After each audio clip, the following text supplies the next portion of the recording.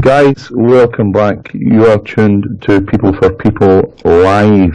Time check again is 21st of the 10th, 2018.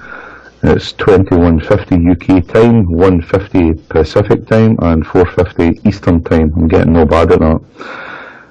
Absolute pleasure, honour. What can I say, to be able to introduce the one, the only, the master, the grandfather of all researchers, in my opinion, Jordan Maxwell. Welcome to People for People Radio, sir. Well, thank you very much for allowing me to be on the show with you. I appreciate the invitation.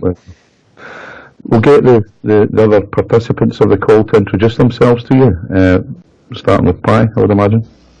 Say that again. We'll get the other participants of the call to introduce themselves to you, Patty and Yes. Yes, that's fine.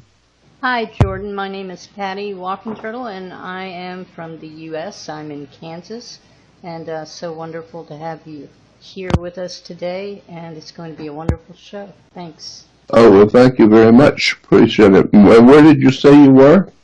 I'm in Kansas, right smack dab in the middle. Yep. Of the country, right? Yep. Right in the middle of the mess, right? It's not the end of the world, but you can see it from here. That's exactly right. That's what I've said. And nice talking to you. And Jordan, I'm so pleased to be here with you. This is Barbara Three Crow. I'm here in the United States as well. I'm here in the middle of, I guess you'd say, 100 miles north of Manhattan in the Hudson Valley, along the Great Mahikanituk, the river that flows both ways. Well, nice to meet you too, ma'am. Wonderful to meet you. So what are we? Stefan and also Star, who are with us. Are you guys there? Yeah, we're here. Hi, my name is Sharon. I'm Star. Just call me Star. It's easier. Jordan, pleasure, honor to meet you, sir. And thank you. Welcome. And then my co-host, my co-host on the show I have, Star's Heart of the Matter, is here also. His name is Steph. And then we should be good with introductions after him. Yeah, that's fine. I'll do your show too if you want. Oh, thank you. Terrible. Yeah. It's a real honor to meet you, sir. This is Steph. And, wow, I never thought I'd wake up and be talking to you today. This is really incredible. Welcome. Well, thank you. I appreciate it. So we were talking about how this all came about. We were saying, it's sort of like divine intervention here. We set up this quick roundtable, and here we are all trying to gather ourselves for a show, unexpected, and and then you come in, and now we're all here with you, which is pretty awesome. Thank you. Well, it probably is divinely inspired. I don't doubt it. There are a lot of coincidences. No, now that the introductions are kind of past, just to kick us off, Jordan, what would you imagine right now at this moment precisely in time is the message that mankind should be getting right now? What is the most poignant thing on your mind at this moment in time? I would say probably the biggest problem we face on the earth today, and my God, we have so many problems, but the biggest one is our personal, individual ignorance. Ignorance, unread, ignorance, ill-informed, stupidity based on our ignorance. We just don't read, we don't know, we don't understand, we don't challenge, we don't know from nothing. We just go along to get along like cattle. And that's why we humans are referred to on the international banking by, we're referred to as chattel, C-H-A-T-T, chattel. Chattel means human cattle. And the reason why we're called human cattle is because we don't think. We just wait for somebody to feed us and entertain us and give us what we need to stay alive until you're ready for us to get our heads cut off and go to the meat market. So that's what we're doing. That's our biggest problem, is that we don't think. People have been taught not to think, and they've been manipulated, exploited, and we're really being herded like a herd of cattle. We're being herded into a fenced area where we're going to be like in a prison camp. All over the world, the human race is in a prison camp because nobody is able to think, nobody questions. Very few people question anything. And so I think the biggest problem we have is human ignorance. That is the problem, and that's what I'm trying to do something about, and that is to educate people so that they can use their own minds and think about what's going on and wonder why things are happening the way they are. It's very important for people to question where they're going, who they're worshiping, and what they're doing, and why they're doing it. It's just too bad that there's so few people trying to wake everyone else up, and it's very difficult by myself. It's been very difficult for me, I should say, because I'm going against the grain, so to speak. Most people are going one way. I'm going the opposite way. I'm trying to wake people up, and it's not. You don't get a lot of pats on the back for doing that. And I've always believed that no good deed goes unpunished, because you catch a lot of trouble trying to wake people up. But that's the way it works. That's the way life has always been. There's always been a few people trying to tell everyone else to wake up and realize the world you live in. So anyway, that's what I'm trying to do, and that's what I see as the biggest problem, is our human ignorance and inability to wake up and to think for ourselves. I don't know that there's much that we can do about our situation right now. I don't think there's much we can do about it, but I would like for people to wake up to it and find out what's going on, because that alone would help a lot. Just if the whole world were to wake up to who is running our earth and how it works, and and who's doing what to us and how they're doing it, that would help a lot. It would help a lot. If you have any questions, someone just emailed and said they have a question. I'd like to respond to before you answer a question, because I really hear in your voice the passion that you have about, I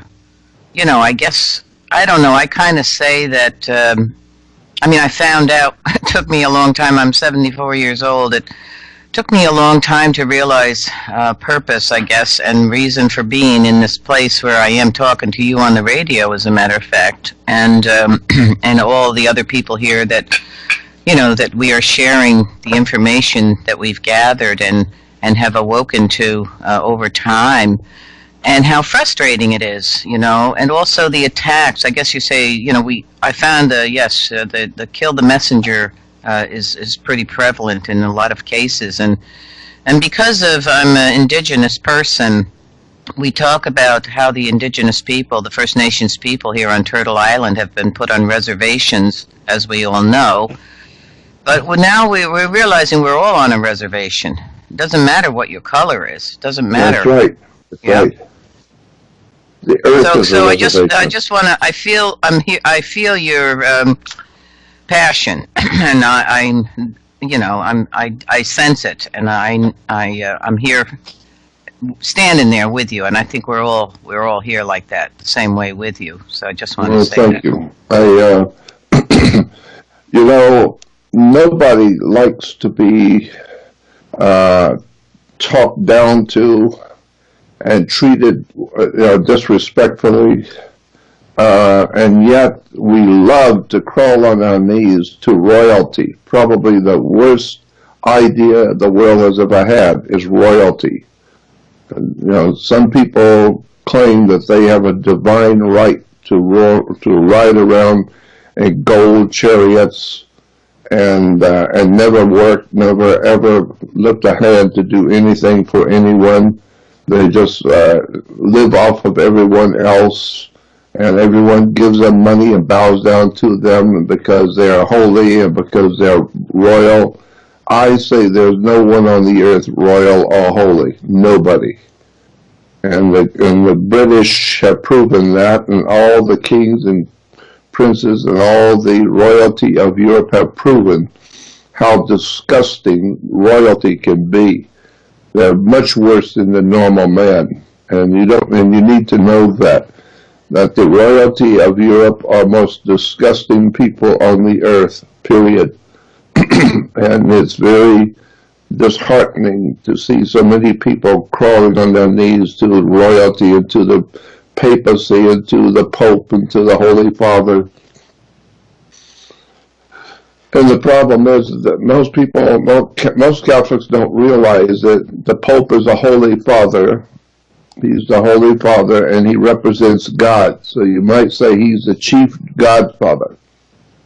And once you understand what a Godfather is, then you can understand why the papacy represents international criminal. It's run by a secret society of criminals. And somewhere along the line, people are beginning to, I think a little bit, they're beginning to wake up to how really bad and awful the papacy really is. The Catholic Church is the filthiest organization on the earth. It's really, really dirty. It's really bad. It's evil. And so much blood has been spilled on the earth because of the Catholic Church. And it's not the only one. All the major religions of this world, all the Western world religions, Christianity, Judaism, and Islam are all based on Hinduism. And people going to churches, to their mosques, to their synagogues have no idea in the world where their religions have come from. It's really a dark story, and it's very frightening too. It's very difficult to live in a world knowing that it is being run by criminals at the very top. Criminals don't care about human life. They only want the power and the money. So that's what we're stuck with in America. Someone's sending me questions. They're just being posted right now, Jordan. You can take them as you wish. Say that again? I said we're just posting them. We have several chat rooms, so we're taking questions from those chats and also posting them in the Skype text. So that okay. You can get to them whenever you need to. Okay, well, whenever you send them to me, leave it on so I can read it, because I read very slow anymore. I don't read fast any longer. Would you like us to ask the questions that? Yes. If Okay. you have questions, you can ask me. Sure. So, Patty, do you want to ask the first? Who put up a question? Star or? Well, I have Sting. a question. I have All a right. question that I would like to ask, and it's concerning the research that you've done with the Sumerians, the earliest times recorded, and the information that was garnered from them. I've heard you talk before, and the understanding that I get, the understanding that I get, is that the original text, the cuneiforms that were given by the Sumerians, are just have been reproduced generation to generation, era to era, changing the names, changing the specifics into what is in that culture. This is an agenda that has been brought forward incrementally into the system that we have now. where is this system leading as far as the religious doctrine side of it to this one world religion? What do you see all of this being blended into? And will they still utilize those cuneiform tablets and the actual truths that were in them and incorporate them in the new? And did I agree with that? I think it's very important that we understand that we're reading this history, and that this is what the ancient people said about the life that they lived, and they're telling us what they actually saw and what they actually experienced. So they weren't writing scripts for movies. They were telling us what they actually believed and what they actually saw. And I think that's very important. I worked with Zechariah Sitchin. I was his business partner for a while, and I had lots of opportunities to talk with him in private, and he told me many things that are not in his books. And it's extraordinary stuff that the ancient peoples knew, and they were trying to tell us that there were actually other world entities here who have come from somewhere else out there in space, and they were what we would call aliens, and they created us. Actually, they recreated us, because I've talked with rabbis and years ago that told me, when I was interviewing these rabbis, they said that nowhere in the Bible does it say that God created man. It doesn't say that this is Christian theology, that God created man, but it doesn't say that in the Bible at all, anywhere, that God created man. That's not the case at all. It's actually God said, "Come, let us make man in our image, after our likeness." And Christians will say, well, there it is in Genesis 1:28, where God says, "Come, let us make man in our image, after our likeness." No, it doesn't say God made man. It says, "Come, let us make man in our image, after our likeness." Not make man. Let's make him to look like us. Let's make him like we are. Let's make him look like us in our image and in our likeness. Image means you're going to look like the God that created you. And that's image. And likeness means you're going to act like him. You're going to be like him. You're going to have the same features of your personality like the God that created you.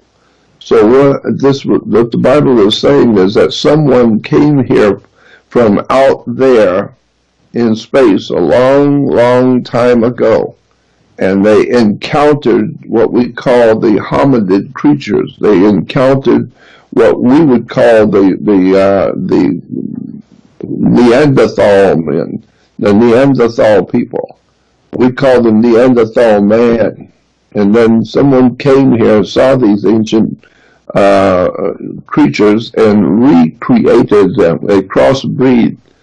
They probably crossbred with the Neanderthal creatures and created a new kind of creature, and that's us. And they maybe made mistakes at the very beginning, which they were just experimenting anyway. It was just an experiment to see if they could crossbreed with the hominid creatures. And so I think that that's probably where we get the Bigfoot and the Yetis and those creatures, that we call Bigfoot. Where did they come from? And, I think probably they are the Neanderthal creatures that were worked on by these extraterrestrials, crossbreed with them. And it didn't work exactly what the ETs wanted. They wanted a different kind of creature, and so they kept intervening in our evolution and crossbreeding with us until finally they have what they wanted, which is us. I think that that's what's happened, is that we are a crossbreed as humans. We're called human, H-U. Human, Neanderthal man, Cro-Magnon man, ancient man, and we are the human. Hue means a color. We are men of color. We're the hued man, and I believe that our background comes from the connection with our ancient hominid creatures. They were called in science hominids. They were like humans. They walked like us. They probably looked a lot like us, but they walked on 2 feet. And so they are the ancient hominid creatures. That doesn't tell us, this does not tell us where the hominid creatures came from, how they got here. That's a whole different story. But what I'm saying is that in the Bible is telling us that somebody came here and saw the indigenous creatures we call hominid creatures, and they crossbred with us. They messed with our DNA and created us eventually. So we have one half of us is animalistic and the other half is heavenly. This is why the Apostle Paul says in the Bible, in the New Testament, that there's a war in every man. There's a war going on inside of every human. And the reason why is because we were born originally to be animals. We're just a creature. We're just an animal like any other animal. But then somebody came here from the heavens, so to speak, and recreated us, and so now one half of us is extraterrestrial in nature. Our nature is extraterrestrial. That's why we're always studying the stars, wanting to go into the heavens. We're studying everything, the sciences, because there's a higher force in the universe, a higher mind, and we are part of it. But we're also just animals. So there's a war inside of us between the animal and the higher spiritual being that we could be. And that's why today too many people are just taking the easy road. They're just becoming animals. All they're interested in is filling their bellies and being entertained with a game, a ball game. And so they're missing out on the spiritual side of being a human.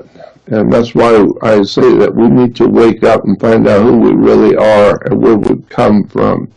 There's so many things that we don't know about the history of this earth. One thing I do believe for sure is that intelligent life forms have been on this earth for billions of years. That's spelled with a B.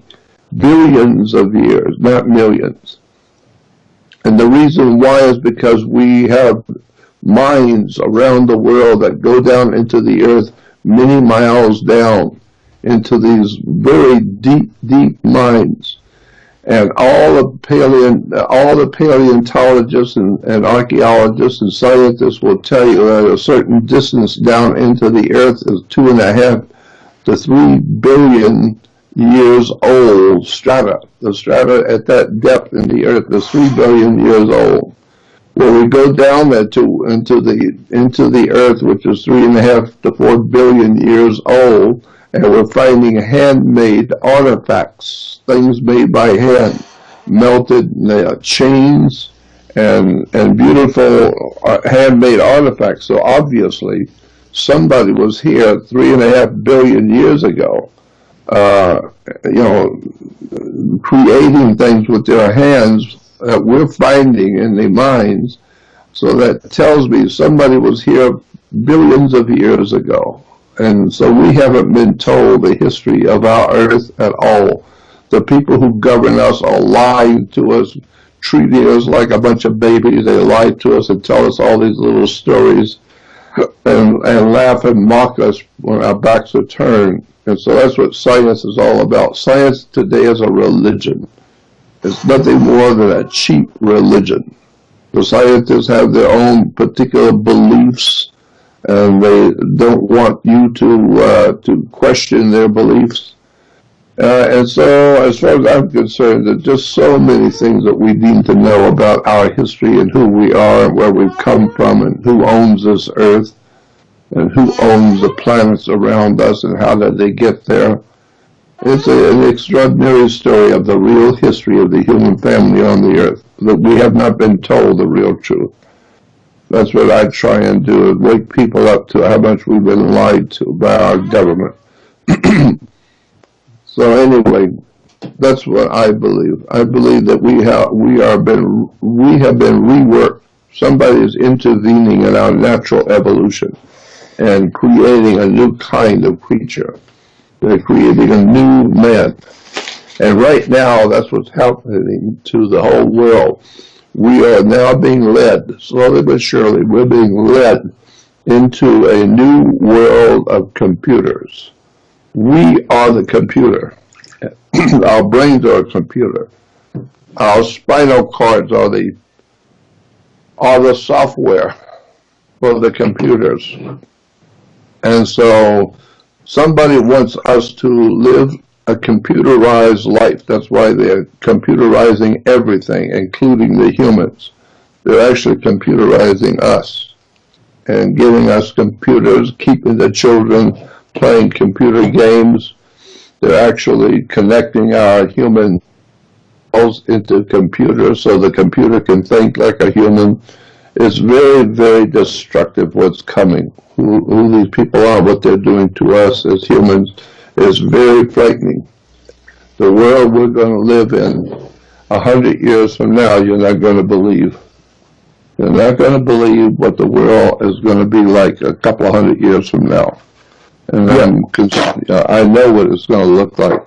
We're going to be nothing but a concentration camp of computerized humans. We're not going to have any idea about what's going on. No one's going to tell us anything. We just have to do what we're told, and we will be computerized. And there's a lot of information out there on that.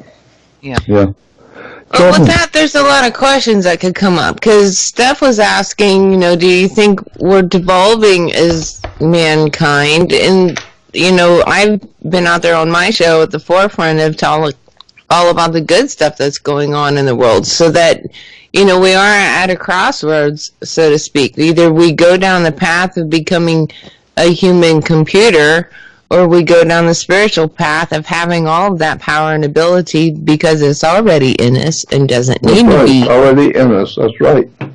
Yeah, we are the quantum.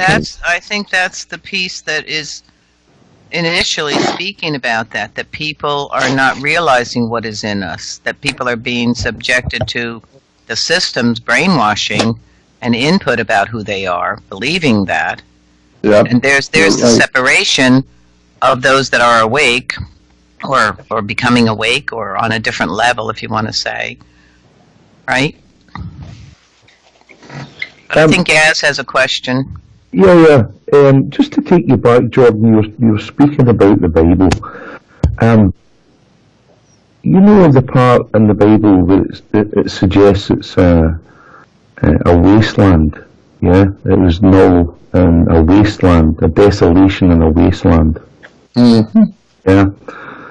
People have suggested to me that there might actually be something missing between Genesis 1:1 and Genesis 1:2. Now, if you bring into play Zachariah Sitchin's work, and I know you can't answer for Zachariah, but he suggested in one of his books that basically over at the Euphrates River there was readings of something like 80 times the amount of safe levels of uranium, which would indicate a vast nuclear explosion at some point. Would this correlate with possible gaps between 1:1 and 1:2, and tie in with the desolation and the wasteland? Yeah, the Genesis 1 is very interesting. What it actually says in Hebrew, as opposed to what we think it says in English, because it's been mistranslated. It doesn't say the same thing in the Jewish Bible. Genesis 1:1 does not say what the English Bible says. It's been mistranslated. The translators of the King James Bible were very, very knowledgeable on English. They weren't that good with Hebrew or Greek or Aramaic or any of the ancient languages. They made mistakes and they mistranslated things. We're still doing it today. We're still mistranslating today. And that's why I think that there's a bigger story in the Bible yet that hasn't been told, and I've been trying to wake people up to that. I believe that the Bible is carrying a story, telling us bits and pieces of an ancient story that we need to understand came from the ancient world, the prehistoric ancient world. They were there. We weren't. They were telling us what they saw and what they understood. And we have had we've had visitations from extraterrestrials. There's no doubt about that. We've had extraterrestrial visitation on this earth, and they're trying to tell the humans they meet what's going on. I mean, there's all kinds of examples of extraterrestrials contacting humans. And I think that we need to wake up to the fact that we're not alone at all. Somebody is out there a long time, and they're telling us that something is very, very bad and wrong with where we are now and who we are and where we're going. We've been misled into believing things that aren't true by our churches and by religion. Churches have misled the people of the world. All the Christian, what we call Christian West, has been misled. The people of the Western world have been misled by the church. I mean, if you look at the word church, if people understood what the word church means, they wouldn't be going to a church. The word church does not mean what they think it means. It's not a nice little gathering of believers. The word church comes from a Middle Eastern goddess named Circe. Circe and Circe. When the Knights Templars went into the Middle East for the Crusades, the Knights Templars learned a lot of things about the Islamic people. They learned their ways, they learned their manners, they learned their religion, they learned all kinds of things from their enemies. And then when they came back to Rome, when the Crusaders came back to Europe after defeating the Islamic people out of Jerusalem, they brought back with them the religions, the ideas, and the concepts, and the belief systems that were in the Middle East already, and they brought them back to Europe. And Europe became aware of all of the strange systems in the Middle East. And one of those belief systems was a belief in a goddess named Circe. She was referred to in the Middle East as Mother Circe. And so when they came back, the Crusaders came back, they ended up in Scotland. And in Scotland, the word Circe is translated Circe, C-E-R-E-S, Circe, Mother Circe, Mother Circe, and this is where we get the word church from Circe. Mother Kirk. Mother Kirk in Scotland is Kirk, K-I-R-K, or K-E-R-K. Kirk is actually Circe. And so she was referred to as Mother Circe, and in Scotland she's referred to as Mother Circe or Mother Kirk. And this is why you have it. Kirk taking mankind where it's never been before. They've been taking, the church has been taking mankind where it's never been before. It's lying to us about all kinds of things. And so that's why today we have Mother Kirk, because in England. So Mother Church is actually Mother Kirk in Scotland, or Mother Circe in the Middle East. And Circe gives us it comes from the teachings from the old ancient Greek mythology. Circe was a Mother Circe, and in Greek mythology she was an enchantress. She was a witch kind of person that could hypnotize people According to the Greek mythology, Mother Circe could hypnotize people and and bring them into her house and lock the door behind the people so they could, and then she could take their minds, some sort of a mystical way. Mother Circe could take the human minds away from the people so that they no longer can think.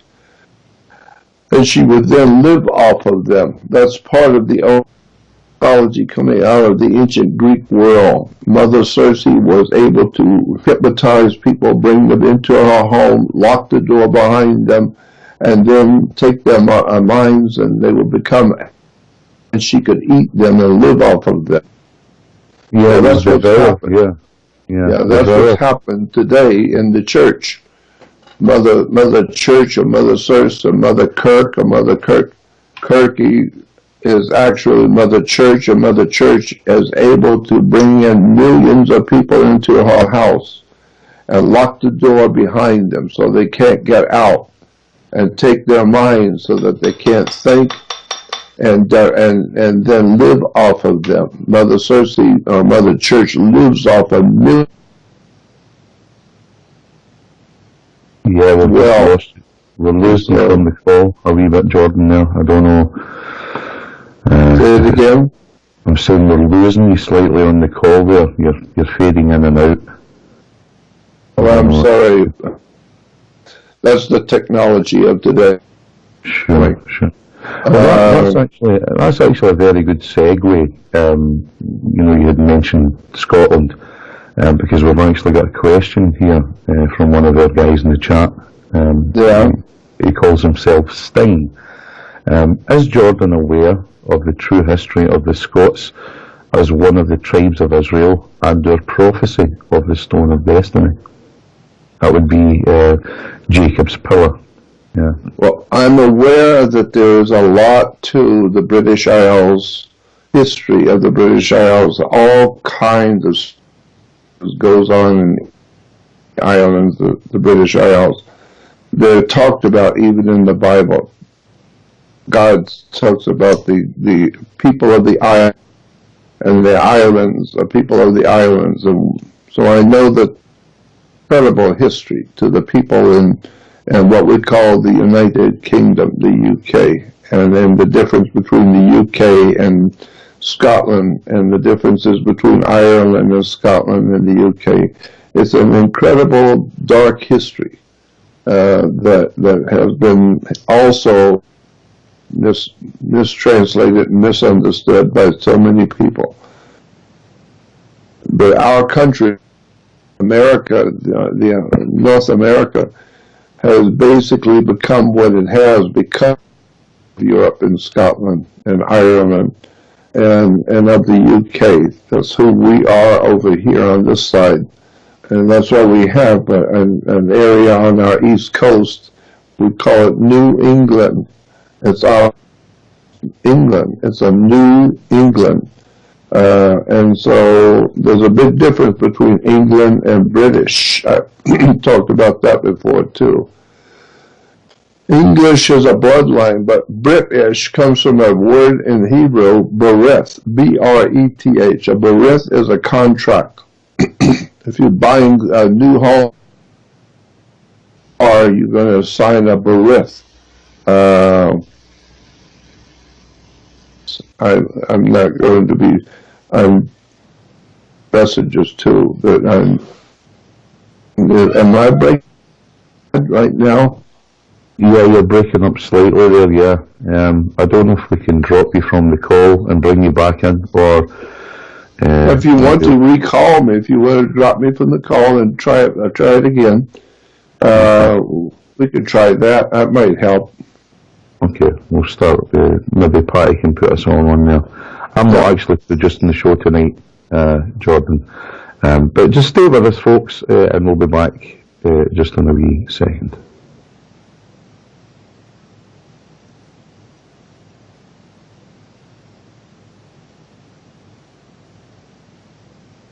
Hello?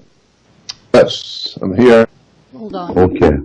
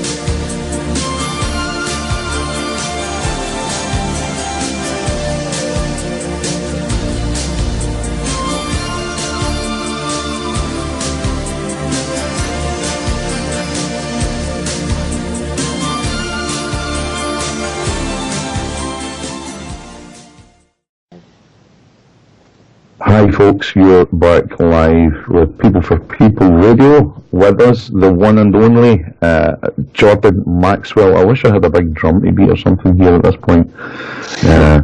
We've got Stefan Gray, Patty Walking Turtle, and Barbara Threeco. Have I missed any about? I think that's everyone.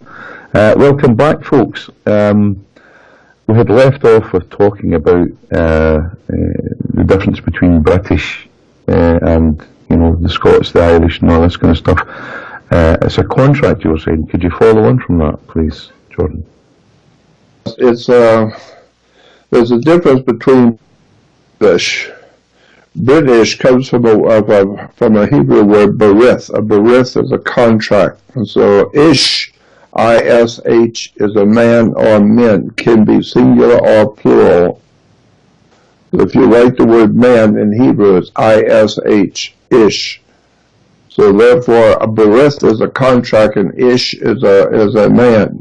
So therefore, British becomes a British is a man, or men of the contract. England today dominates the world with what they call British. Everything that's done in business has to have a contract because it's the banking system of the world. The British banking is a contractual operation. That's why we have a British. And all the bottom line is banking and understanding the way the banks work and who owns what and who owns you. It's quite a actually own you. They actually own your body. Yeah. Someone is saying it might be that I have a bad bandwidth. It may be probable, because I'm not being heard very well. Maybe there's a problem with my bandwidth. That's possible because I've got other programs talking to you. So who knows? I don't know that much about what to do. We'll muddle through. We're going to have several of them. Yeah, we're going to have several of our people on the call with you drop off and see if that'll help, Jordan. Oh, okay. Yeah. Well, anyway, it's quite a story. The history we live in, how much we don't know, how much, and I like to say that I dare not say in public. I've heard from other people that I would like to tell the world about that I can't. I'm not at liberty to say things about other people, what their comments were. But I've been in the company of some very incredibly important people in this world. And to tell the world what they have said in private would cause me a lot of trouble. Cause the people I've talked with, it would cause them a lot of trouble too. But I would be in trouble for talking out, telling things that I'm not supposed to. So I don't harm other people by things I say, because that is very possible. Because I know that there's a lot of people in this world who are very, very knowledgeable, and they know what's going on, but there's nothing they can do about it, so there's nothing I can do about it but try and help people to wake up, to ask their own questions. So Yeah, well, that I think, it would appear, Jordan, that there's a vast majority of people now starting to wake up and smell the coffee, as they say. They don't get, whether you fully get the full picture, I don't know. I mean, I'm absolutely humbled that I'm speaking to you now, and it's like, in my head I had all these questions lined up for you, and then we actually talk to you, it's like, geez, where's all the questions going, but people we generally perceive are starting to, wait a minute, there's something not quite right here. They're starting at least to stir from their slumber. Would you not agree with that? Can you not see a shift in the paradigm slightly? Yeah. Well, our religions have really messed up, really, because there's so many conflicting ideas in religions, and most people don't know what the symbols mean in the religions. You see something, a star in Judaism is called the Star of David. But if you look in the encyclopedia, go to the encyclopedias and look up star, a six-pointed star is called a hex, H-E-X. A hex is a six-point, that's what the Star of David is, it's a hex. So the Jews are roaming around neck, they've got a hex put on them. And and the Star of David actually goes back to India. It goes back to the ancient India, and it was referred to as a star of. It's a star representing. It's a star symbol that represents the planet Saturn. Saturn is the god of the Hebrews today. Today, the Jews worship the planet Saturn as their god. Saturn is a six-pointed star we call the Star of David. That the Jews worship the planet Saturn today. He was referred to, the ancient peoples called Saturn Lord of the Rings, because he is the Lord of the Rings. And women were told to listen to their god, so they wear an ear ring, and men were to get married before their god, so they wear a wedding ring. He was the Lord of the Rings, and so that's why today we still have Saturn being worshipped today by the Jewish people of the world. The Jews of the world worship the planet Saturn. And this is why it's said. Sorry, this is why it's said that when you've got a wedding band or a wedding ring on your finger, it's on the finger that's on the artery that's closest to your heart, and your heart is with Saturn. Yeah. Yes. Yes, and as a matter of fact, Saturn, what we call today, this is important, what we call today the Hebrew language is not Hebrew at all. It's a Phoenician language, Phoenician Canaanite language. It's the language of the Canaanite people. But the Hebrews speak it, and so call that language. No, it's not Hebrew. Speak that language. But the language is actually a Phoenician language. There is no such a thing as a Hebrew language. And so the difference between the ancient Hebrews and the ancient Canaanite is the difference between English in the UK and English in America. The English spoken here in the U.S. is just a dialect of the English language. And so we today in America, we're speaking English. Well, yes, but then they speak English in Europe also. So our English here we are speaking in America is just one kind of an English language. There are other better English. There's a far more important English spoken in England. It's the King's English, and there's a whole world of difference between the way the British speak the English language and the way we Americans language. So therefore, when you're reading something in Hebrew, it's not something is referred to as a Phoenician Canaanite language. Now, in the Phoenician, planet Saturn is called H-A-B-B-A-T-H. Shabbath is the planet Saturn. The planet Saturn, you worship him on his day, Saturn's day. Saturday is named after Saturn, Saturn's day, and you call it Shabbat.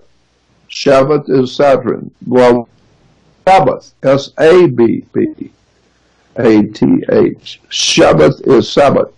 So therefore, when you talk about and you hear the Bible saying be cautious and keep holy the Sabbath, keep holy the Sabbath means keep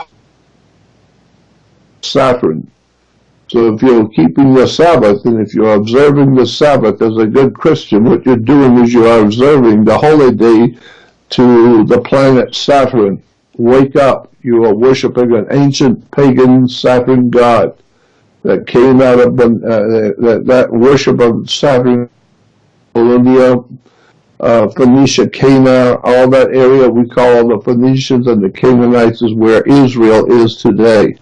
But if you remember in the Bible, it talks about the ancient people of ancient Canaanites.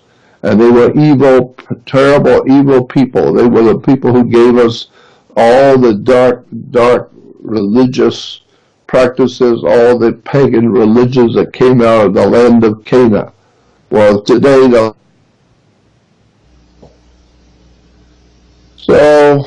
this is why today the world is in trouble, because we are nothing more than worshiping the old ancient god Saturn, the old ancient Canaanite god. That's why we are in the trouble we're in. And it's incredible, referred to as the inhibitor. The planet understood to be an inhibitor. It held you back. It holds you back. It teaches you a lesson. And so anything that has the power to hold, like government, police departments, courts and judges, and anything that has the power to put you in jail or hold you back, take away from you and put you into prison or put you into some kind of a situation where you can't do anything, it holds you back. That's Saturnian, that's Saturn. And so that's why today the Jews, when they're worshiping Saturn on Saturday, Saturn, he's the inhibitor. They don't do it on the Sabbath. They don't do any work on the Sabbath. The idea is that Saturn's going to hold you back. Why bother to do anything if you're going to be worshiping the planet Saturn? He's the inhibitor who holds you back. Then why do anything? Don't do anything. You just take the whole day off and do nothing. So that's why they do no work on the Saturn. And so anything that will hold you back is Saturnian. That's the planet Saturn. And this is why also the Kaaba in Saudi Arabia is a symbol for the planet Saturn also. People don't know that. The Islamic world is worshiping the planet Saturn also. It's a strange world we live in. All of the incredible religions come from and what they're really doing and how they're destroying our freedom and our humanity. They're taking away from us our humanity and our ability to think. It's too bad, because the world is in trouble now because we're so religious and ignorant and ill-informed and unread that we are easily misled today. We're easily misled. And it's, I don't know where to go with all of this. It's a deep one. That's even where where Mecca comes into play with Saturn. You know, you've got a square within the black square within a circle. You know, and this brings into play the robes that judges and ministers and priests and all those kind of people wear. The rings black has always been the color associated with the planet Saturn. Saturn has always been associated with the color black. This is why Catholic priests wear black robes, and the judges wear black robes. Would you say that that's representative of death, really, and it black? I think more or less it is because of the hidden things which are hidden in the dark. our belief system and our governmental systems and our laws are all hidden. And so we call them black projects. We call them the operating in black projects. I think that's mostly why Saturn is referred to as a black cube.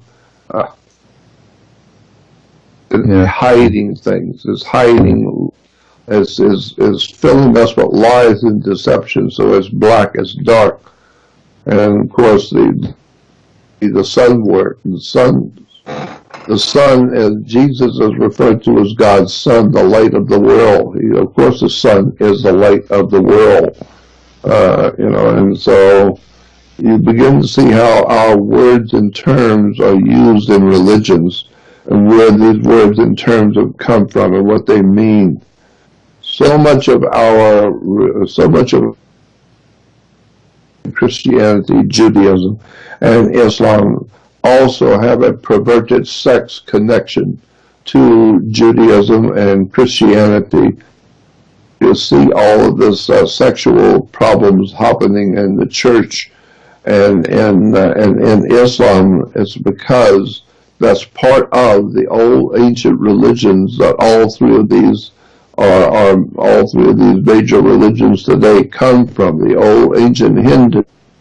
And in the Hindu religion, there's a lot of ancient occult involved in the ancient Hindu religion. So that's why we have so many problems with sex in our religions today. Because we're following the same old ancient pagan religions that we've always followed. We don't know that they're ancient pagan religions. We just follow them.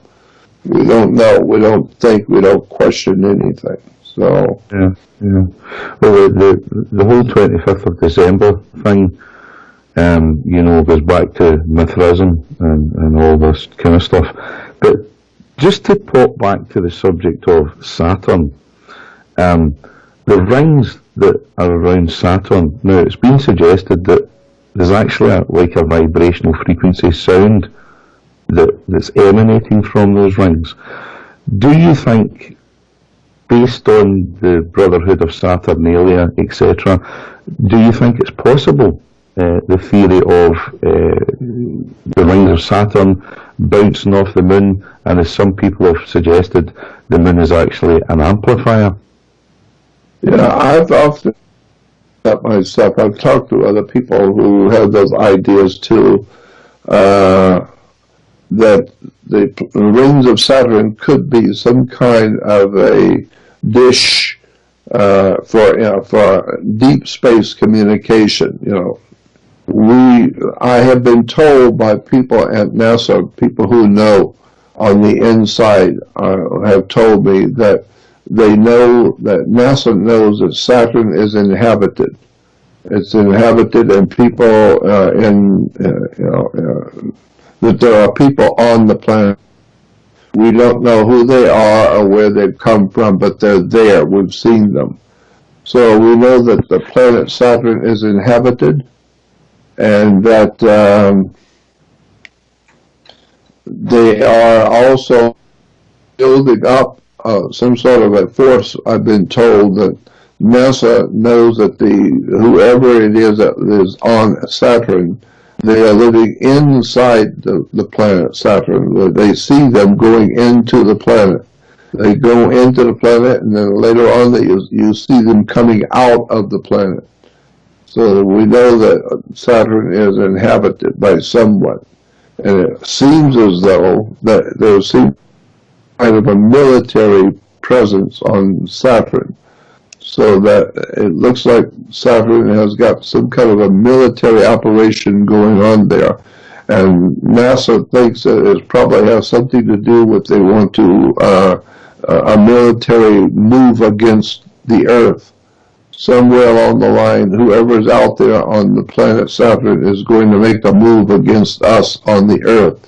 And that's why we have the Star Wars program in America and the United States. We got these incredible, important military installations in space with Star Wars and all the high-tech stuff we've got out there in space to protect the U.S., to protect the government of the world, to protect the Earth itself. You're wondering, what's going on? What does the governments of this world know about the planet Saturn that we don't know? And why are they preparing for some kind of a war by putting nuclear attack stuff out there in space?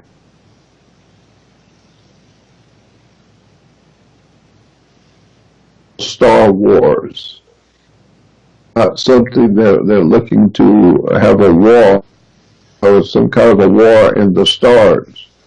And the people from NASA I've talked to, they said that they know that there's some kind of a war coming.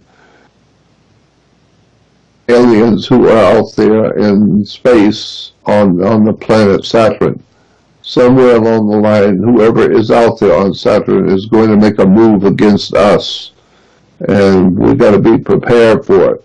I don't know who that would be going on, but I just know that there's a lot of people inside NASA and inside government who knows that going on out there in space that's going to involve us. And that's very interesting to me. How much more do we not know about what's going on right now? The Vatican knows. And governments know. It's just the people don't know. We're totally on something out there in space that is going to ultimately move against us on the Earth. And we got to be ready for it. It should be very, very massive. Whatever it is going to happen. It could be massive. I don't know. I don't know for sure. I'm just telling you what I've heard from certain people that are in NASA who are in a position to know, and things that they have heard over and over. So what's going on out there in space, I don't know, but something's happening, and we're going to find out real soon, I think. I think this is what's going on, that somewhere along the line we're going with something from out there. Zechariah Sitchin implied that it's the gods who created us are coming back. In fact, they're going to come here and check on us. They created us. They're going to come back and see what we're doing. And when they come back and find out what's happened to the earth and who we are, what we've done, and what's been done to us by other extraterrestrials, there's going to be some kind of a confrontation between those who created us and those who are here, messing with us right. Extraterrestrials are here right now. I believe they are running our governments. They're running our religions. They are misleading the human family. And somewhere along the line, the original extraterrestrials who came here, who recreated us, are going to come back and they're going to find out what's happened to us. And there's going to be some real... So I don't know what's... I do know something is on it. Something bad is coming for the whole earth. Natural catastrophes which are happening. So I don't know... You're breaking up a wee bit there, Jordan. I'm saying you're breaking up a little there. What we can do is we'll take a little break at the top of the hour, Jordan, if you're okay with that. Yes, that's fine. Do whatever. Okay. Whatever you wish. We'll try and get the sound issues sorted out during the wee break. We have got some questions coming in for you. So here's a question from Barbara that was in the call earlier. If I can scroll back and find it. I've got questions flying in all over the place. There's a question, Barbara. Where is it? I found it. Did you find it? Yeah. Cheers. If all religions are the problem, and I agree, do you think that people will ever turn away from these controlling systems, or will something occur that will dismantle organised religion? I think maybe just what you've said would be the indicator there.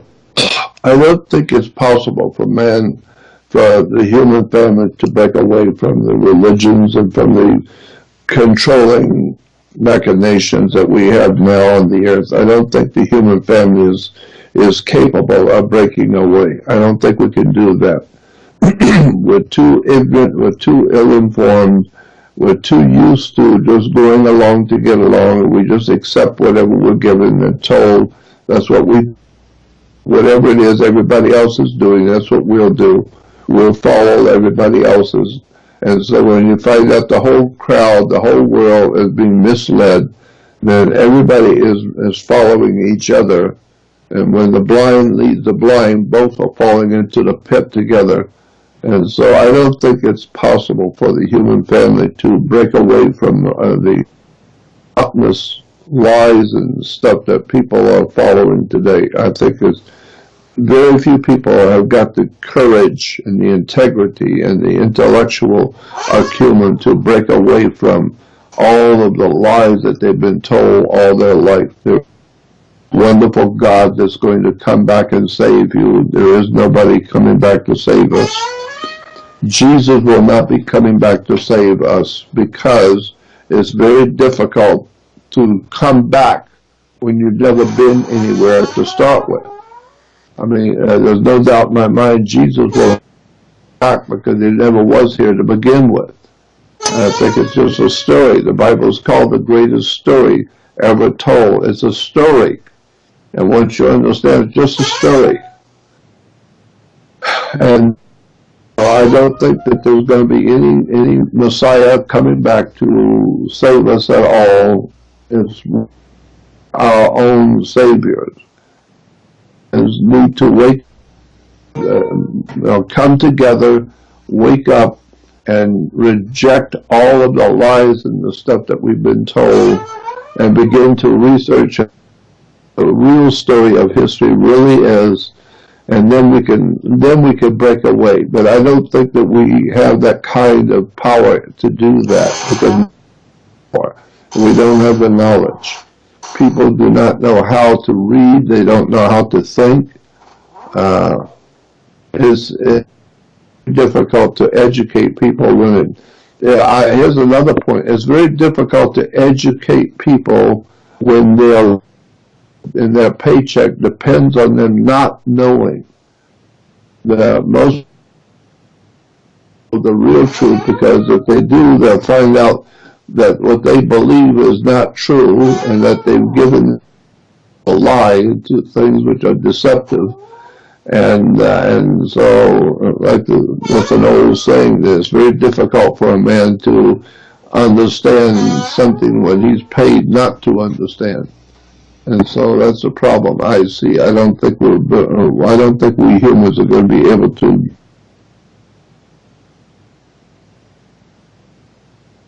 Yeah, we're losing you there again, slightly, Jordan. Okay, well, what we'll do, Jordan, is we'll take a short break. Guys, we'll put on a musical interlude meantime, and we'll see you just after the break. Okay. See you on the other side.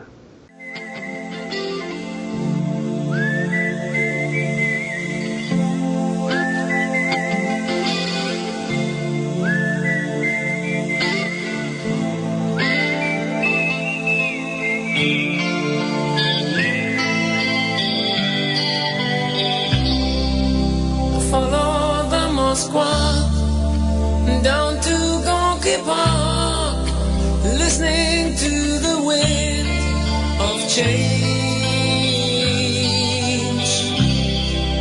An August summer night, soldiers passing by, listening to the wind of change.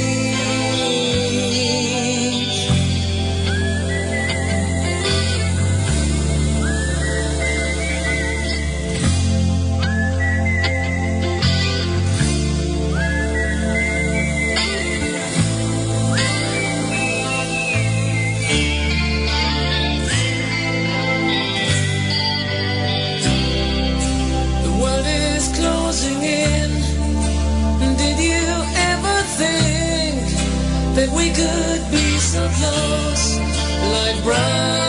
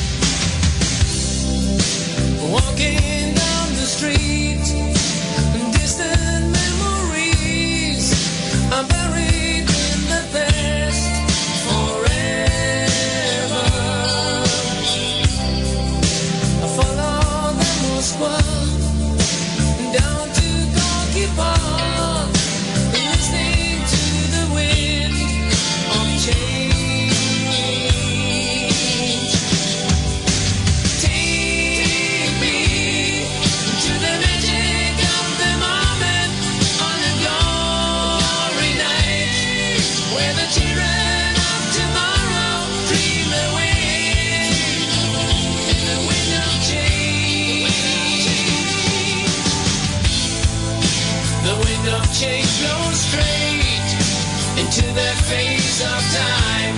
Like a storm wind, then we ring the freedom bell for peace of mind.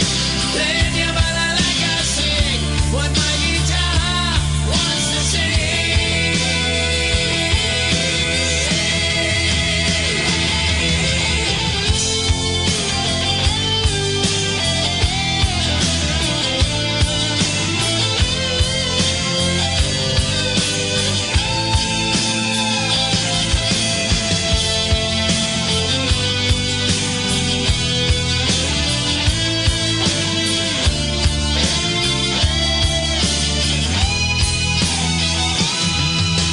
Take me to the magic of the moment on a glory night, where the children of tomorrow dream away in the wind of change.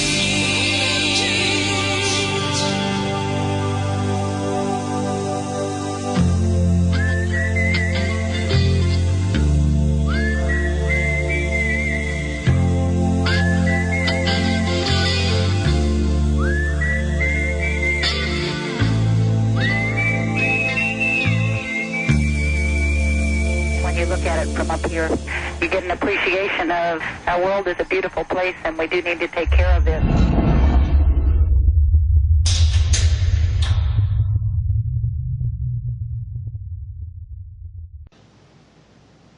And you're back live, folks, with People for People Radio and Will Spirit Radio. How you guys doing over at Will Spirit Radio? We're having a few sound techie issues, people, so just bear with us. Welcome back, Jordan.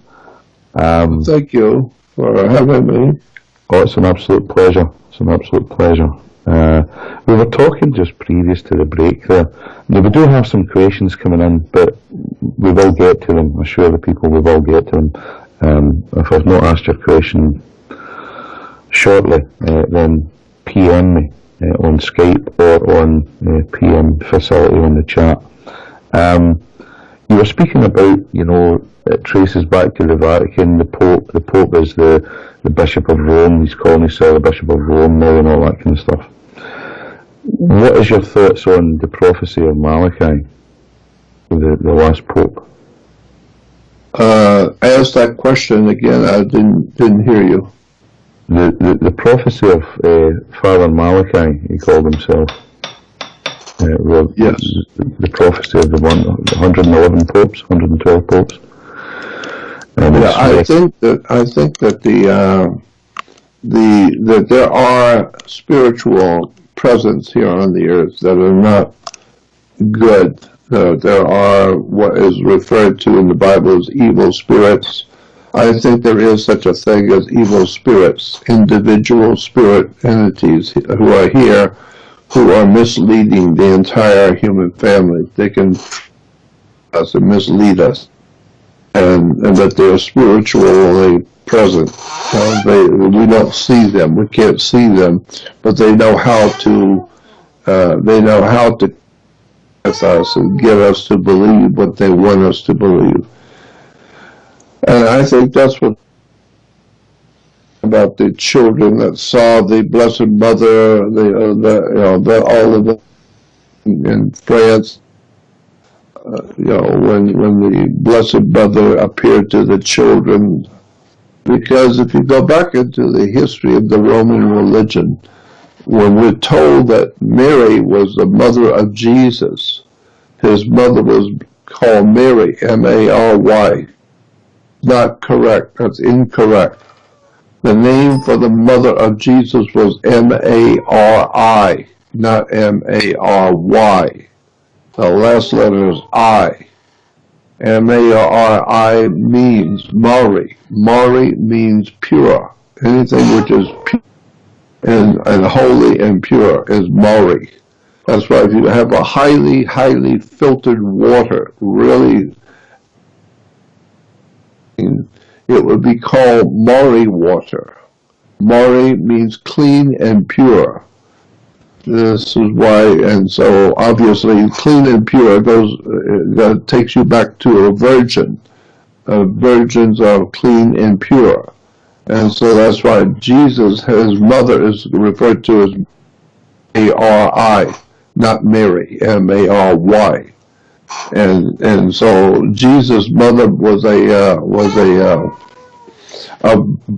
she was a Virgo. Jesus, or Mary, is actually the constellation of Virgo, the Virgin in the zodiac. And so that's why Jesus was born of a virgin. Yes, it's Virgo, the Virgin. If you go to the painting, that famous painting of the Last Supper, you will see Jesus in the middle and 6 people on each side of him. And the 6 on each side are divided into 3s. So there's one set of 3, 2 sets of 3, then Jesus in the middle, then there's the 4th set of 3, and then the last set of 3. So you've got divided by 3s. And that's the three reason why the 3 apostles sitting together and talking together. Those 3 that represents the 3-month calendar year, so that you have 12 signs of the zodiac, or 12 year, and the sun feeds the earth in the 12 with the 12 signs of the zodiac. It feeds the earth with the 12 months of the year. And so the 12 months of the year help spread the light and the truth. Go to court, you have 12 people in the courtroom in the jury, and so they bring the truth to light with the light of truth. So the light always has to have 12 helpers. 12 helpers are the 12 signs of the zodiac of the year. And anyway, could I refer you to the wedding in Cana, where it suggested that in the Bible it suggested that Mary had said to Jesus to instruct the servant to fill the wines of all the guests. That would be an instruction, as I believe, that would be an instruction from the groom's mother at a wedding, yeah? Yeah. So well, the wedding, the whole the first day of summer for the northern, we have to keep that in mind, that all of our belief systems in Christianity and Judaism comes from the northern hemisphere. There's very little, of the southern hemisphere religions in Judaism and Christianity. We don't have a whole lot of Aztec and Mayas and Inca belief systems in Christianity is made up of the belief systems of the northern hemisphere. And so when you understand that, then you understand that the first day of summer, the sun is as high in the northern sky as it's going to get. It doesn't go any higher. So on the first day of summer, the sun is really hot. It's right over our heads in the northern hemisphere. And he is referred to as summer. It's referred to as summer. Why? It goes back to the idea that the constellation that represents summer was Leo the lion. That's why you have movies, motion pictures, the lion of the tribe of Judah. The Bible talks about there's a lion of the tribe of Judah. Jesus is the... Why? Because Jesus is God's son, S-U-N, not S-O-N. You broke up a wee bit there, Jordan. Could you just repeat that? Jesus is the... Yeah, Jesus is referred to in the Bible as God's son, U-N, not S-O-N. And Jesus is God's son, and he said, I am the light of the world. So we know that Jesus is God's son. The Son, S-U-N, is the light of the world. And he has 12. But the point I'm making is that on the first day the sun is over our heads in the northern hemisphere. The northern hemisphere is in summer. It's warm. It's in summer. The northern hemisphere is warm and gets very hot.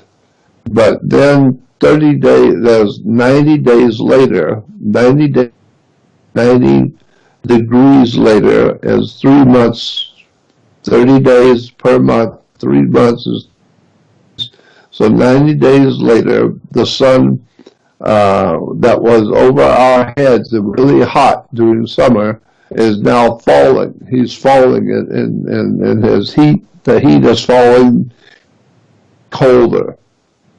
And so we call that time the autumn equinox. We call it autumn because we call it also fall because the sun was hot. Now he's not so hot. Now he's falling. He's fallen southward. And then 90 days later, which is 3 more months, 90 days later, he's fallen all the way down to south. He's now in the southern hemisphere. And so if you have the money, if you're wealthy, you fly down to Rio, Brazil, and you go out to the beach and it's warm down there. It's summer. It's on the beaches in summer down south. But up here in the north, it's freezing cold. We've got nothing but ice and snow. Why? Because the sun has gone southward. And that's why all the birds fly southward. They all fly down because they let you stay here in the northern hemisphere and work in the freezing cold. They fly down to Rio to sun is. So they go down south where the sun is. So therefore, the sun has died to us. As far as we're concerned, the sun is dead because it's freezing cold here. It's nothing but ice. And people are facing below zero, and so it's a terrible time of darkness and cold and freezing. Why is dead to us in the northern hemisphere? He might as well be dead. He's gone, and he's not helping us anymore. We're freezing, and so that's why we say he has fallen. We call it fall. And this is why Jesus is said to have, Judas went out and kissed Jesus. And another story from the Bible that people don't understand. When we're told that Judas went out, as one of the apostles, went out and kissed Jesus, they say that Jesus was kissed by Judas. No. Jesus, to identify him. Everybody knew who he was. The Romans who were coming to arrest Jesus in the Bible, the story was the Romans were coming to arrest him. The authorities were going to arrest Jesus. And so they were coming to arrest him. He was in the Garden of Gethsemane. And so we're not talking about a city the size of Chicago. We're talking about a little town 2,000 years ago. And so there was no need to identify him. Everybody knew who he was. Everybody knew where he was. Go out and kiss Jesus. Well, that's just a story. It's a part of the story. Because when the sun is directly overhead in summer, and then 90 days later, he's down, halfway down, he's falling. He's fallen. He used to be, now he's not so hot. So now he's fallen. And so from falling, in the beginning of fall, the constellation that starts fall is Scorpio, the scorpion, referred to as sting you with their backbiters. And in the Middle East, when a scorpion stings you, he leaves a cut on your skin where he stung you. He leaves a cut on your skin that looks like 2 human lips. And is referred to as a kiss of death, because when a scorpion bites you, we're most likely going to die. And so you see the two cuts on your skin, which are lips that look like human lips. We say that he has just kissed you off. You just got the kiss of death. And so the story is that Judas went out and kissed Jesus to identify him. No, to identify Jesus.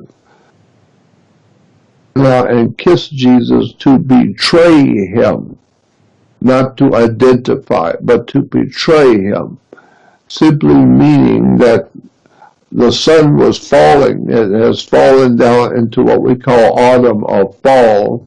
He used to be so hot, but now he's not that hot. He's fallen. And so when he hits the autumn equinox, the sun going down, the autumn equinox, we falling, and when it reaches the beginning of fall, does not help God's son at all. It just lets him die. He's going to die. So that's why we say that Judas went out and kissed Jesus, kiss of death, because Scorpio gave Jesus the kiss of death, and therefore the sun is now going to die all into the southern hemisphere. He's going to die to us here in the north. And it's going to be freezing cold and snow and ice because the sun is gone. He died. And so he death from Scorpio that started fall and the autumn. And the sun dies. He dies on the 22nd, 23rd. On the 21st of December is what is called the winter solstice. So on the 21st of December, the sun hits the lowest point in the southern sky, and now for 3 days the sun rises on the same degree on the horizon, the same degree for 3 days. The U.S. Navy instructs you that the sun does not move on the horizon for 3 days. It rises on the same degree on the 22nd, the 23rd, and the 24th. It rises on the same degree, so it hasn't gone any further south, and it's not coming back north either. So for 3 days, the sun is not moving. We say the sun died for 3 days. God's son was dead for 3 days. And then on the 25th, it turned again to light. And now it's starting to move back to the northern hemisphere, and we celebrate his birthday. It's a celebration of God's son's birthday. And so it is now coming back to us in the northern hemisphere, and as it crosses over the equator, I'll give it 3 months from December 25th, 3 months later, it will cross, the sun crosses over the equator coming back to our hemisphere. When it crosses over the equator, the Jewish people pass over, because he has passed over the equator coming back to the northern hemisphere. So they call it the Passover. And Christians don't call it Passover because that's Jewish. We call it Easter, or the celebration of God's son's resurrection. He's crossed over the equator, and he's coming back to life. When he crosses over the referred to as the Passover. So the Jews celebrate this Passover. And they celebrate the spring at the same time that we Christians celebrate the Passover, or God's resurrection. He's come back to life. Don't you understand that the whole Christianity and Judaism story of the Messiah, the whole idea of a Messiah, is the Son bringing life back to us. And so he was dead in the winter, but now he is springing back to life. He's going to spring back to life in the northern hemisphere. So we call the past spring. Spring, he passes over the equator, passing over, and that's have the Passover, or we call it spring, because God's Son was dead in winter. Now He's springing back to life. So the religions of the Western world is based on the sun and the 12 months of the year, or the zodiac, or Jesus being God's Son, the light of the world, with His 12 apostles. Christianity is just retelling the same old story of the traveling of the sun from the first day of summer to the day of He's being by Scorpio, and this is why the constant Virgo, one of the 12 signs of the zodiac, Virgo is a Latin word for virgin. So this is why Jesus is virgin. He's born in the constellation of Virgo, which is representative of spring. So He is now born and to come back to us. He's coming back. He promised He would. He promised He would come back. So He's come back. The Son has come back to us. And so that's why we say His mother was Virgo, the Virgin.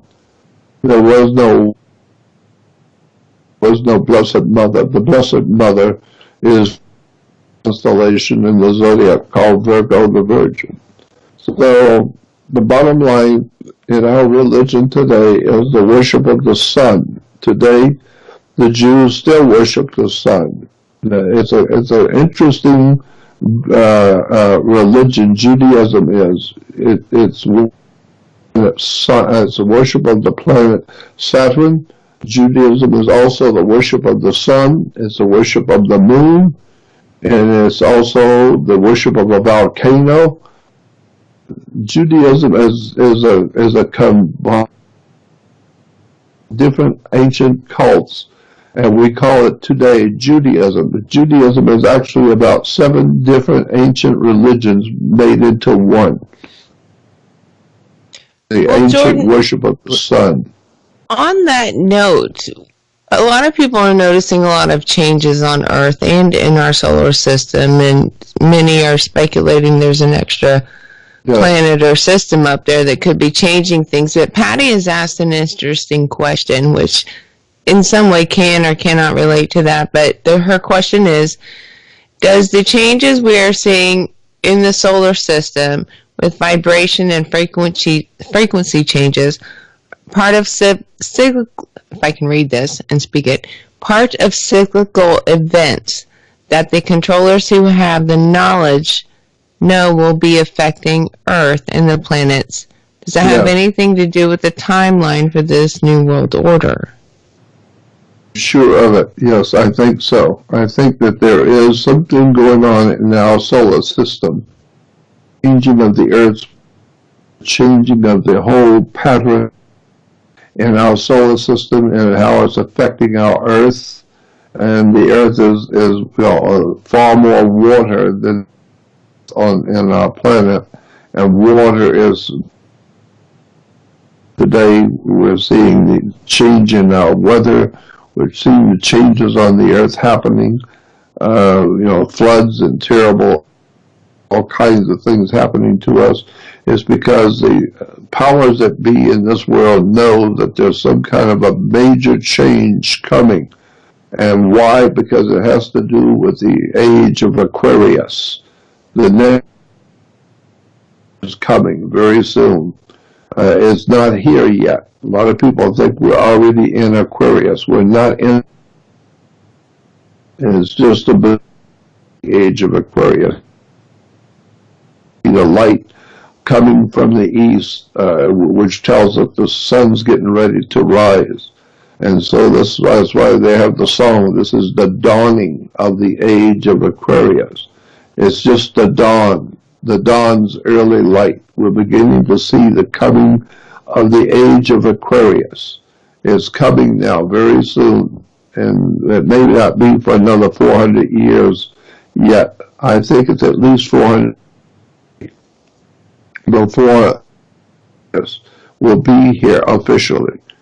But we're now beginning is changing because of the age of Aquarius, because of who we are and what our Earth is in relation to the rest. I think there is something that the government knows that we don't know about the age that we're coming, whether we love. Well, there is something rather interesting about the signs, because Pisces, we've been in the age of Pisces, which is the two fish. And then we go into the age of Aquarius, and if I'm not mistaken, she is pouring water out of a vase or out of a pitcher, and a fish comes out of the pitcher. So therefore, the way I read it is the fish that's been swimming around la-di-da all this time has to figure out a new way of being. Unless I've got that totally mixed up. Fish are in the vessel that the man carrying a pitcher that the man's carrying of water. The fish are in the water. So is that what is?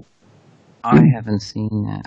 I have a... Well, I might have that mixed up with Virgo, but she's the Virgin. But I thought Aquarius was pouring the fish out. I do tarot and dabble in astrology. It's really a man with a pitcher of water, pouring the water out. That's going to be the church. 2,000 years that the church is going to have no longer will they have a man on a cross. Jesus, it won't call that man who is our Messiah, we'll call him Aquarius. And there won't be a man on a cross in the churches. They'll pull I have a question. down the man on a cross soon, and putting pictures out in Christianity of a man pouring a pitcher of water, because that's the new constellation of Aquarius.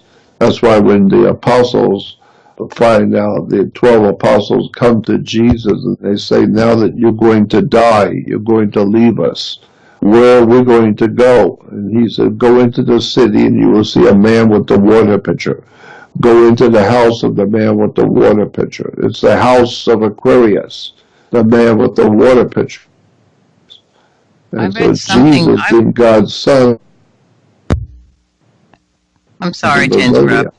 I read something different a while back, what you're speaking about, with a different perspective of how certain things in regards to what we call the Great Sacred Mother, or in our tradition, and also in the Kogi people that I'm involved with, the Kogi in the Sierra Nevada de Santa Marta, who believe that the Mother, the Great Sacred Mother, was the creator of all things, and they revere that Mother. I don't know if you know anything about the Kogi, but I just wanted to speak to this Aquarius that I read, where there was an usurping of the feminine, or the Mother, in regards to the water carrier. That those who carry the water in all ancient cultures and even today are women. That's right. All the ancient cultures, women, not men. Right. Men never carried the water, and they still will not carry the water. And so that's right. This basically aligns with some prophecy that I was given myself in regards to this time or coming time. And it is also a Hopi prophecy about the fifth world, 1,000 years of peace. And so I feel somehow we are sort of in this jockeying for position. And as you're saying, and I totally agree with you, that the people need to wake up, and it sort of seems doubtful that there will be a certain amount of people, a percentage of people that will wake up. So there is a shift going on, or attempting to go on, into this new frequency or new energy. Let's say a vibration or a frequency that I believe all things are created, or are energy and frequencies, and that we manifest through these energies or frequencies. So there are dark or lower frequencies, that is violence and hate and judgments, and then there are higher frequencies. And it seems that we are in this position as humans to either shift into that higher frequency, or I'd say maybe divine frequency, or even that realm, if you want to call it that frequency of the 1,000 years of peace. So this is where I'm looking at these now for a few years in relation to another prophecy of the return of the sacred feminine and slash masculine, where we have been pitted against each other, men and women, and we see that very strongly in today's world where we are heading. Instead of coming into harmony and balance, as the Kogi live in that reciprocity, the feminine and the masculine in their life is a reciprocity and a unity together that we have. Yeah, right. So, what are your thoughts on that and what I'm saying, what I'm bringing up here? Well, I'm thinking that if you're following the biblical from the Bible's viewpoint, we're talking about Aquarius being a man with a picture, because that's what the scripture says. Jesus said to the 12, his chosen 12, it's the sun talking to the 12 signs of the zodiac, so to speak. God's Son is saying to the 12, they're asking him, where are we going to go when you die in the age of Pisces? For a long time, where are we supposed to go? And he says, well, go into the house with a man with the... And as you said, men carried water, women carried water. Obviously, a mention of Aquarius by Jesus. He's saying, go into the age of Aquarius, because I'm leaving. I represent the age of Pisces, the two fish. That's why he feeds the masses of his followers with two fish, because the two fish is a symbol of they're going to put me to death, so I'm going to leave, and so now get ready to go into the city to see a man with a water pitcher, and go into the house of the man with the water pitcher. The house of the man with the water pitcher is the house of Aquarius. And so I think that that's what's happening, that we are in this last and final stages of the age of Pisces. Something is happening. Religion is the age of Pisces, is the age of religion. So the age of Pisces is the age of religion, and religion is now faltering and falling apart. Man-made religions are the philosophies of the ancient people, the peoples of the ancient still have their belief systems, which we refer to today as the Native Americans. They have their religious belief system, but it's based on a better understanding of the world that we live in. Western is based on a book. We refer to the Jews, the Christians, and the Islamic people as people of the book. Their religion is based on a book, not based on the ancient of the world. It's based on a book. We have the Bible. We have the Quran. The basic people of the book. So we don't know what's really going on. We just have a book and use mistranslated. I do think that we are at the end of the age of Pisces. It's not over yet. It won't be over for another, I think, probably 300 to 400 years, or we'll be officially in the age of Aquarius. I think we got 300 or 400 more years to go. But, because each age is 2,150 years. Each age represents 2,150 years. Well, 2,000. This is already 2019 or 2018. So there's 2,150 years. We've already gone through 2,000 years. So this is to rise very soon in the age of Aquarius. That's why this is the dawning of the age of Aquarius. So I think that we're getting ready to go into this new age. And this is what the Bible is trying to tell us. That's the whole idea of Moses going up into the mountain to get the new dispensation, the new religion. And he comes down from the mountain and sees the children of Israel. The golden calf, golden for the sun in the age of toil. The sun in the age of Taurus, the bull, that worshiping God's sun, the light of the world. In the age of Taurus, the golden calf. And so, but Moses comes down to show God's people, supposedly, to the story, found the new law, the new religion, a whole new religion, based on the ram. And this is why the Jews blow the ram's horn, because the new religion, Moses comes down from the mountain and brings us a new religion of God's Son in the age of Aries, the ram. And so today, the sun in the age of Aries, we know that the basic religion of the Jewish people is the sun, going all the way back into the most ancient history, Phoenician Canaanite people. The Jewish people are new on the stage. They're fairly new kind of people on the earth today. We call them Jews. Is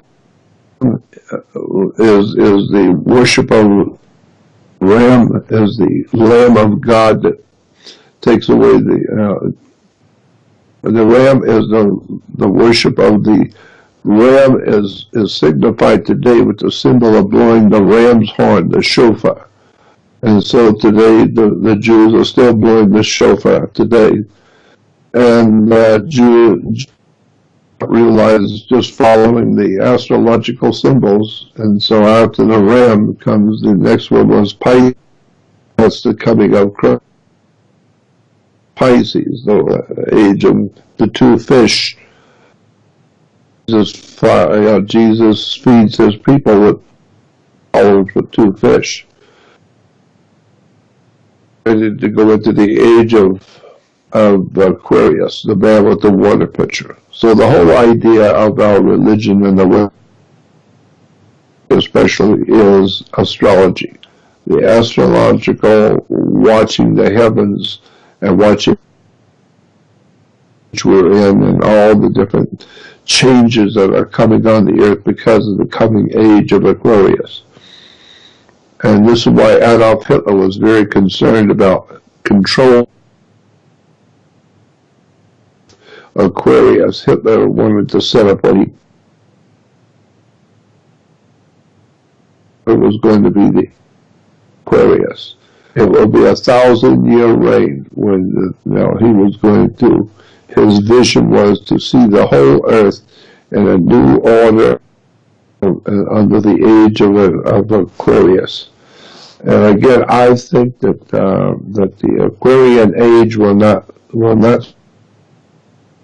at least 400 years yet, 2 or 3, maybe 400 years to go before we're in the age.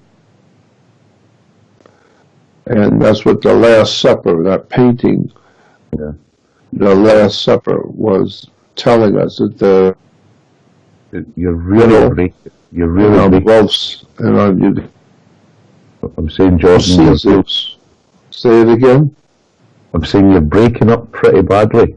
Your signal is fading away. You're dropping out for 3 and 4 seconds at a time. Yeah. Maybe this is. Yeah, I think that. No, I'm not hearing any of that. Can't hear you at all, Jordan. Well. Yeah. That's a good question. At only 1,000 years, 1,000-year reign. Why is there only 1,000-year reign when each age is over 2,150 years, 2,150 years? But Hitler was concerned about 1,000-year reign. Why is it 1,000-year reign when it was actually 50 as a well, the Christians, anybody who talks about a new age, they call them devil worshippers and mentally deranged people. It's the same story in the Bible. When he comes down from the mountain and shows them that he's got for the new age. And God has got a whole new religion for the Jewish. And they said no, they have always worshipped God in the golden calf, or the sun being gone in the age of Taurus the bull. They've always worshipped God in the sign of Taurus the bull. They always said no. God says you're going to have a whole, it's going to be the age of Aries, the blow the ram's horn, the shofar, to acknowledge in the age of. So that's what we're still believing and following the old. And all Christianity and Judaism is just a worship of the heavens. It's astrology. It is astrology in the Bible. The Bible is a story of the Christianity and Judaism in the Bible is the story. That's where we are, that's who we are, that's what we're doing, we just don't know it. If it's like you suggest, Jordan, it might be 300-400 years until we actually enter into the age of Aquarius. This would probably explain why the Vatican is starting to open its arms to non-Catholics, if you like, which just means universal Catholic, in order to encompass, engulf all the religions so that it can change. But they would need to make that change now, otherwise they're going to miss the window of opportunity. Would you not say that? Yeah, that is interesting. The Vatican is we know they have here in the U.S., which run the telescopes for the Vatican, they are looking for something. They know there's something coming. And I think we're also going to be confronting extraterrestrials. That's what's going to happen. Is that we're going to wake up and find out when we're not the only life form here.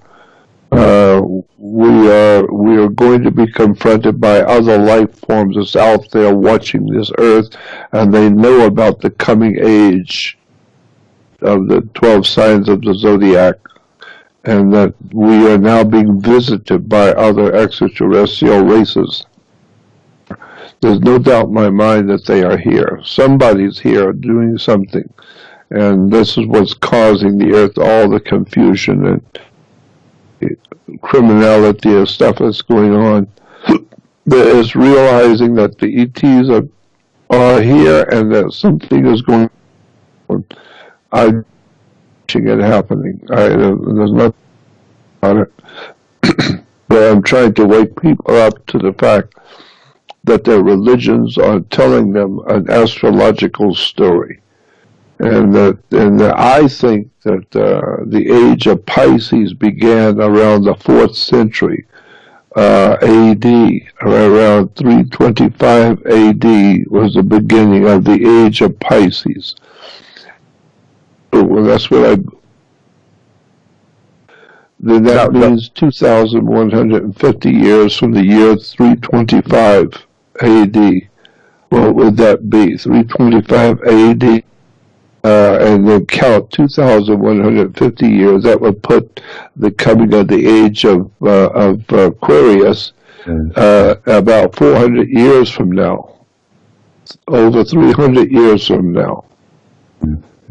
But it's a slow process.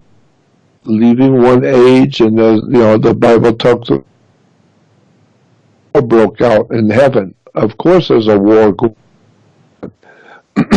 between the gods of the age of Pisces and the god of Aquarius is coming. Kings don't like to give up. Well, we've got you. You're breaking up pretty badly, Jordan, at this point in time. In fact, I'm saying you're breaking up in the call there. There's about 5 seconds, 6 seconds, we can't hear you, anything you're saying. Listen, I have a question for you. It would maybe be an appropriate time, because that would be almost 2 hours now we've had you, which we're graced with. Thank you very much for that. Appreciate that. Would it be possible to get you back in a month or two, and hopefully the connection will be better and we can get through other topics as well? Yeah. Yes, I would love to do that. I'd like to come back on. Is there any way that we can, I can talk with you on a regular phone? Is there a phone number in the U.S. whereby I can call you on the landline and not go through Skype? If Skype is giving us problems, I could just call you on the landline. Sure, we might be able to set something like that up. It's been a few years since I actually had a Skype line, but I'll see if I can set something up. Yeah, okay, so that would be good. I'll keep in touch with you with that one.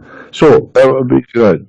I would never ever be forgiven if I let you if I let you pass and not ask you this question. This comes from one of our hosts. She's big into spiritualism and spirituality and all that. My question to Jordan is, do you know anything about the 8th sphere? That's spelled S, Sierra, Papa, Hotel, Echo, Romeo, Echo, sphere. Do you know anything about the 8th sphere? And if you do, would you be able to tell something about it? It's something I'm quite interested about, and it would be nice to hear your point of view on it. Much love, Lizzie. I think it's also breaking up on me on this end too, because I didn't get your question fully. I'm not understanding. I ask it again. Sure. The question is, do you know anything about the 8th sphere? And if you do, would you be able to tell something about it? About the what? 8th sphere. I hadn't heard of it either until... 8th. E-I-G-H-T-H. The 8th sphere, as opposed to the 9th or the 7th. Yeah. Is that the Greek word for the Messiah? You're talking about that, the Greek word? I believe I believe it's something to do with, I'm going to just give you kind of a heads up. It's Lucifer's dream, Earth's dump, Satan's fake apocalypse. Oh, yeah, okay. Like a black magic node. Yeah.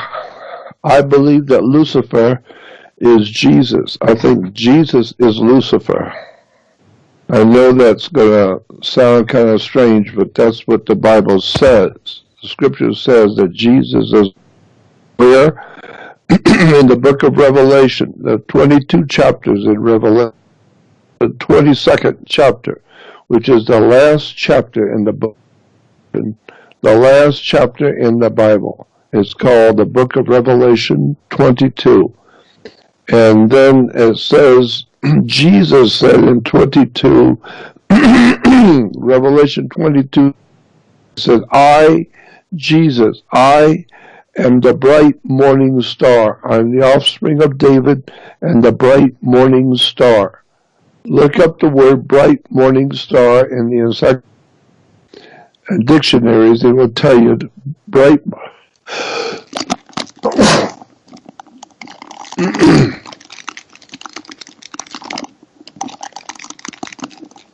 Sorry. Bright morning star is Jesus. That's what the word is, Lucifer. Now, Lucifer is the bright morning star. Well, Jesus said, I am the bright morning star.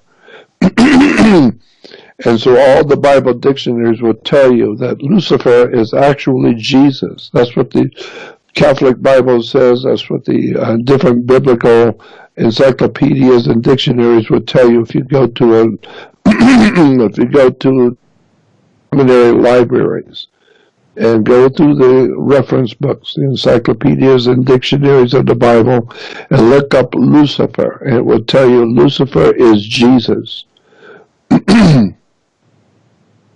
So that's another misunderstanding we have. Lucifer is the bright morning star.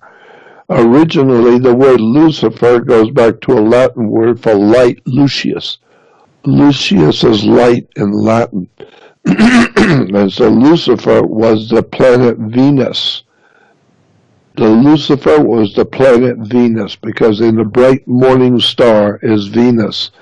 And the ancient priests in the ancient Egyptian world and the ancient world at 5 o'clock or 4 o'clock in the morning would get up and would see, they would be faced and waiting for the bright morning star to rise in the sky, and that would be the planet Venus.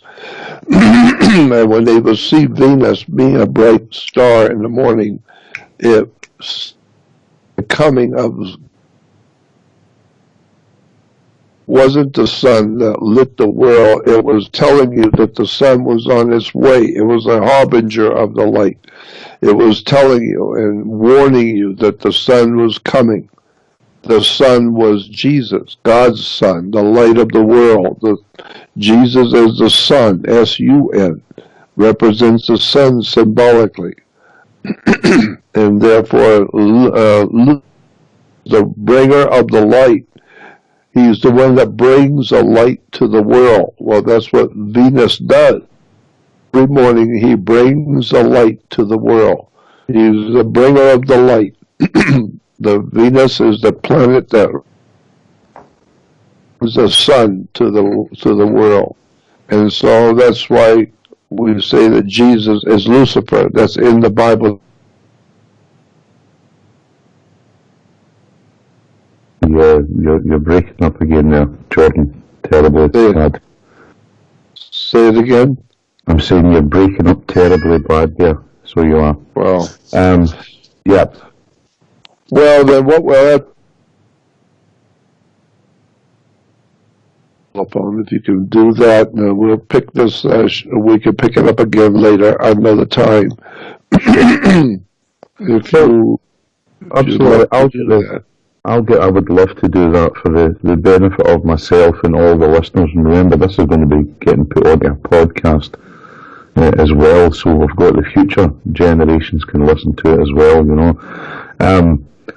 Jordan, thanks very much. I can't state just how over the moon I am that you've come on People for People and Low Spirit Radio. It's been an absolute pleasure. I hope you've not found my Scottish accent a little bit too difficult to understand. And I can understand you well. I have no problem. I'm just sorry that our connection was not as good. I'm sorry our connection was... Yeah. These things are sent to try us. These things. Well, let's try it again and see if you can figure out a way that I can call you on a landline, and maybe we'll have a much better connection for the next time. Yeah, okay, we'll look into that. Guys, thanks very much for tuning in tonight, People for People Radio. Thank you all very much for your questions. Thank you very much for the host that's been part of the call. I'm sorry about the dropouts and the audio, but I hope you've enjoyed what you've heard. And as you've also heard, Jordan has agreed to come back. We'll get the Skype landline type thing sorted out, and we'll leave you with a wee tune. I think Patty will have something lined up at this moment in time. So from myself and all the panel, Jordan Maxwell, thanks very much. You've been tuned to People for People on Low Spirit Radio. Good night, God bless, love yous all, take care, be safe. Thank you, and they can go to my website, which is jordanmaxwellshow.com. Yeah. Sorry about that, Jordan. I'm stepping ahead of myself. Go and give us your website names and your YouTube channel, whatever you have there. Yes, and remember my website is Jordan Maxwell Show, SHOW. Very important you remember show. JordanMaxwellShow.com is my website. Yeah, because you had a lot of tampering with your previous website, and that's despicable, and I know how exactly that feels, but that's something we can discuss off air. Thanks very much. We'll put your links about, Jordan. We've got it sitting in front of us right now. We'll get the Skype landline thing sorted out, and look forward very much to having you back just as soon as we can get. We'll be delighted. Let's do that for sure. Delighted. Anytime you just contact me and